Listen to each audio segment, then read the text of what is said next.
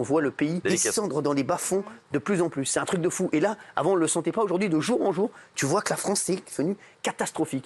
Ça ferme quand déjà, C8 ? Le 28 février. Bon, la nuance. Si certains l'utilisent visiblement pas, elle est indispensable pour comprendre un monde complexe et une société qui évolue. Ce qui est intéressant à remarquer, c'est l'intensité de ce manque de nuance. Il survient souvent dans des périodes incertaines ou de grands bouleversements. L'arrivée des réseaux sociaux exacerbe ce phénomène. Et surtout, il existe une loi, celle de Brandolini. Cette loi nous explique qu'il faut quelques secondes pour dire une bêtise, mais plusieurs minutes pour expliquer pourquoi c'en est une. Et à l'heure où notre temps d'attention est seulement de 8 secondes selon une étude de Microsoft, la nuance est donc notre seul rempart face à la connerie. Il est là, le réchauffement climatique. Moins 3 degrés ce matin dans les Yvelines. Et il y a du boulot. Le nouveau Front populaire appliquera son programme. Rien que son programme, mais tout son programme.